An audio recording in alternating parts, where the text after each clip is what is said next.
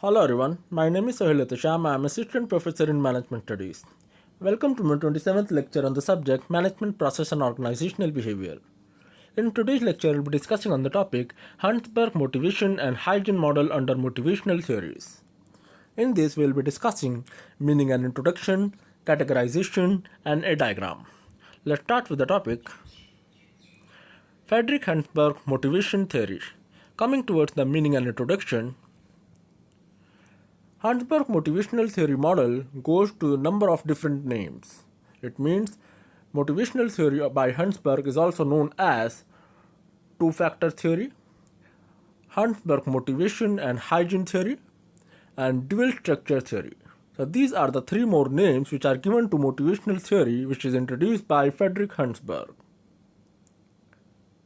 Friedrich Herzberg was an American psychologist who developed and introduced the concept of motivational theory in the year 1959. Friedrich Herzberg, with his associates, did this theory by interviewing over 200 professionals. These 200 professionals include engineers and accountants. The interviews was conducted when the interviewees were at the most and least happiest point with their jobs. Herzberg motivational theory model urged that there are two basic factors that an organization can adjust to influence the motivation level of their employees at workplace. These two factors are motivators and hygiene factors. Right. Motivators are also known as satisfiers, which can encourage the employees to work hard at workplace. Right, and it also helps an employer to improve the productivity from their employees. Right, and the hygiene factor, which is also known as maintenance factor or dissatisfier, which is related to this factor, provides no motivation to the employees. But the absence of these certain things in the organization, the absence of certain factors in the organization may get the dissatisfaction at workplace, right? Because these factors, the hygiene factor, the maintenance factors, will get the support, the mental health of the employees, right? It supports and it helps the mental position. It helps the employees to work on in day-to-day activities in the right way, right? We will discuss in this chapter. We will discuss these two categorization, the motivators and the hygiene factors, in detail. In every formal organization, the management and top level managers will decide that what will be the various ways for conduction and implementation of these motivational factors in an organization in the right way, so that the employees can work on a daily basis and work on in the more efficient basis for achievement of departmental goals and for achievement of organizational objectives, right? So it is basically done for making the employees happy and satisfied in the organization, and making the employer also happy and satisfied, so that the both parties can achieve their desired objectives and goals. Right. Coming forward, the various explanation or categorization of Friedrich Herzberg motivational theory. So, according to Friedrich Herzberg, the motivational theory, the motivation of the employees at workplace can be categorized into two categorization. These are motivation factors and hygiene factors, right? And it is the responsibility and it is the obligation of the management and the top level managers to determine and to examine the present position of the business, the desires and needs of the organizational employees, and what are the necessities at a workplace, and what will be the outcome, and how the outcome can be achieved by the employer in an effective way, right? So the organization or the top level management has to analyze that what are the basic motivators of the organization which the employees deserves in day-to-day functioning in a smoother manner, right? So let's discuss this categorization in detail. The first categorization is motivation factor. Motivation factor is also known as satisfiers, right? The first motivation factor is achievement. What is achievement? Achievement is, the job must be given to the employee in a sense of achievement, right? Every employee, every person who is working in an organization will get some task from the employer, will get some task through the manager, and that particular person or employee who is working on the particular task has to achieve that particular task, right? It's the sense of responsibility, it's the sense of achievement, right? So this achievement motivates the employee to achieve the target, to achieve the departmental goals, right? So this will provide a proud feeling to have done something difficult but worthwhile, right? So the employee, the person who is working for achieving of certain task in the organization, must feel good while accomplishing the particular task, because it's a sense of achievement while working in the formal organization, and it will motivate the employee's morale, right? The second point is recognition. What is recognition? Recognition is a sense of appraising the employees, maybe monetary form in terms of monetary benefits or in terms of non-monetary benefits, right? A job must be provided an employee with praise and recognition of their success. The recognition should come from both their superiors and their peers, right? So when a person is working in an organization in an effective manner, his work and his duties have to be recognized, maybe in monetary terms by providing incentives, bonus, and extra pay for extra work, or in terms of non-monetary terms by providing promotion, by providing the novel of best employee of the year, best employee of the month, or something like that, right? So it is a sense of recognition and appreciation of the employees, and which motivates the employees to work on in best way in day-to-day activities in the organization, right? Third is the work itself. The employee who is working in the particular department for a particular work, the work itself will motivate the employee, because the particular work will be of the interest of the person, of the interest of the employee who is working on it, right? So the job itself must be interesting, varied, and provided enough of a challenge to keep the employee motivated, right? So the work on which the person is working in the organization, the work itself will motivate the employee to accomplish the target before the time limit, within the time limit, because the manager is supervising the work, and he is working on the work, and he is working. It is a sense of responsibility, it is a sense of recognition of the work and achievement of certain goals and tasks in the right way, right? Next point, responsibility. When the employee, subordinate, or a person who is working in the organization in a particular department have to achieve certain tasks for the departmental goals, for the departmental objectives, then it is a sense of responsibilityness, right? Sense of responsibility in the hands of the supervisor as well as the subordinate, right?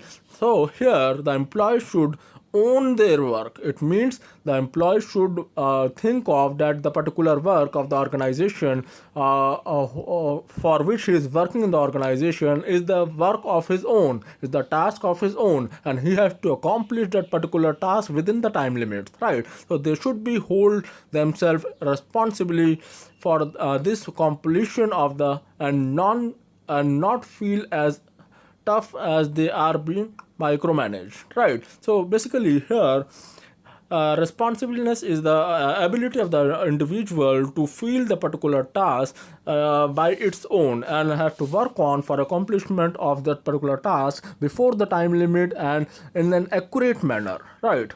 So it's a sense of responsibility, and it's a sense of motivational factor towards the employee, right? Next is advancement.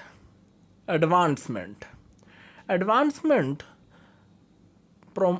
promotion opportunity should be existing for the employees, right? If the employee is working in the right manner, is working from the long run, he is the oldest employee, or he is working for the long run, and he is working in an accurate manner, and if he deserves the certain appreciation, non-monetary appreciation like promotions and all, then the organization must provide the same, right? So it will create a motivation to the employees directly, right?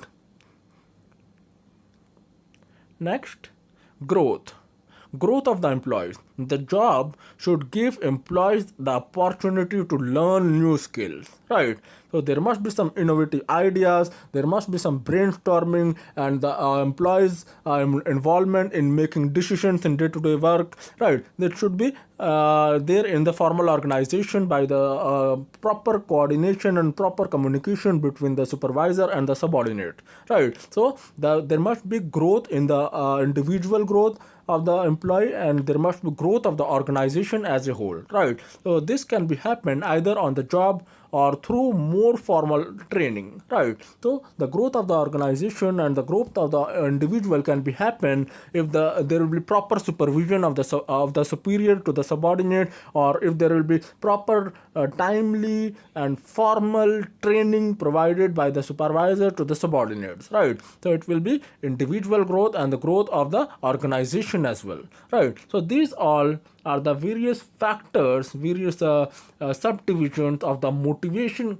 factors, motivation the employee directly, right, at workplace, right? So coming towards the next categorization is hygiene factor. Hygiene factors include company policy. Company policy is related to being fair and clear to every employee at every level, right? So there must be no partiality. There must be the employer or the management, top level management or the manager must deal with each and every employee in an equal manner, right? There must be no partiality. There must be no favorism or discrimination of the employees from each other, right? So there must be a true company policies for each and every employee who is working for the organization in the long run, right? Supervision, right? So supervision must be a fair and appropriate. There must be fair and appropriate supervision to all the subordinates who are working in the organization in a particular department, in any particular department, right? So there must be proper allocation of the supervisors to the subordinates so that the subordinates can work on a right manner. If there is any confusion, any barriers in accomplishment of certain targets, the supervisor can deal with. The supervisor can guide and motivate and encourage and basically supervise the work so that the subordinate can achieve the departmental target in the right way, right? So here the employee should be given as more autonomy as a reasonable, right? So it is a sense of supervision, providing of right supervision at workplace.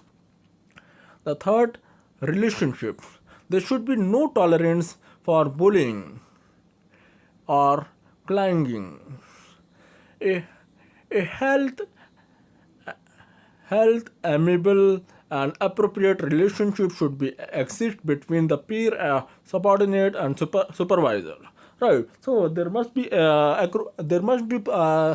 relationship and formal relationship between the supervisor and the subordinate. Right. So that in such a way that the organization and the departmental goals can be achieved in the right way, right? So there must be proper link, proper communication, proper coordination, cooperation between the supervisor and the subordinate in the formal organization, right? It is a sense of relationship. There will be no barriers in communication. There may be no conflict, right? So this thing may be influence the employees in the organization who are working for the organizational goals and can achieve the organizational target in the right way, right?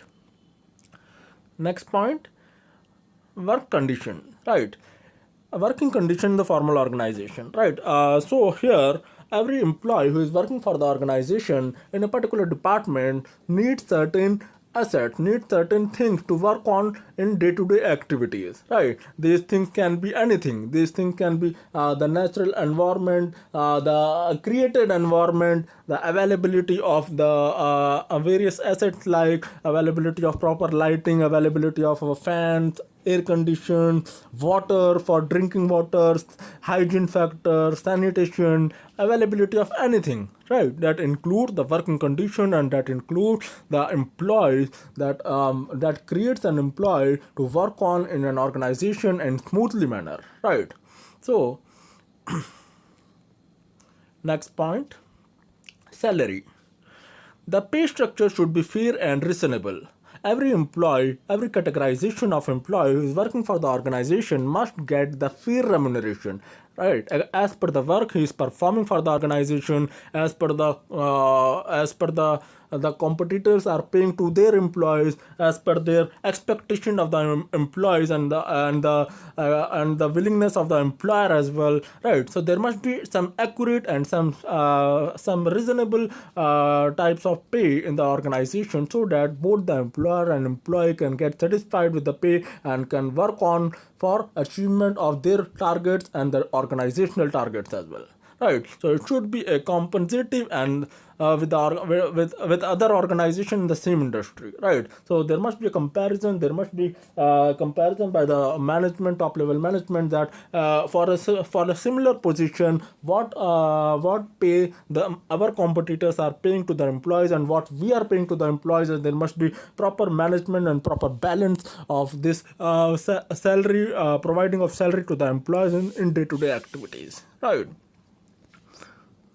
Coming towards the next point, that is status. Providing of status. The organization should maintain the status of all employees within the organization, right? So here, every organization will provide the management, the top level authorities will determine and will define the authoritative line, will define the status of each and every employee, the roles and responsibilities of each and every employee, and who will be the subordinate, who will be the superior, what is the designation, right? And all these factors are well defined, well determined, right? So there must be proper division and categorization and well defined status in the formal organization, right? The last point, sense of security. Sense of security is related to security, providing security of our employees for a long run, right? Providing job security, providing life insurance policy, providing other benefits, right? So the employees who are working for our organization must feel secure and they are willing to serve for our organization for the long run. And if the employees is feeling secure and good in our organization, then the employees will obviously work for our organization in the long run, right? So these are the hygiene factors which are given in such a way that the availability of these factors will not motivate the employees, but if these factors are absent in any organization, that it will create a dissatisfaction level. Then it creates a dissatisfaction level among the employees who are working in the organization, right? So these are the important factors of motivation which indirectly motivates the employees to link on, to work on in a particular organization for a long run, right? So these are said to be the hygiene factors of motivation, right? Now, coming to a simple diagram, here you can see a simple diagram. This person is said to be the management or the top level manager who is thinking of and is making the brainstorming with the help of his associate that what will be the motivational factor, the hygiene factor and the motivation factor, and making the various notifying the various ways of motivating their employees at workplace. And after notifying these points within the time limit, the person, the management, and the top level managers and the top level management, the authorities are viewing the targets and getting the implementation of these motivational factors in the organization and making the employees to work on in an effective manner so that they can reach the target point, right? So this target is said to be the objectives or goals of the organization, right? So this is all about hygiene and motivation factor of motivational model in the right way, right? Hope you have understood this lecture. For more related videos, do like, share and subscribe my channel. Thank you for watching. Have a nice day.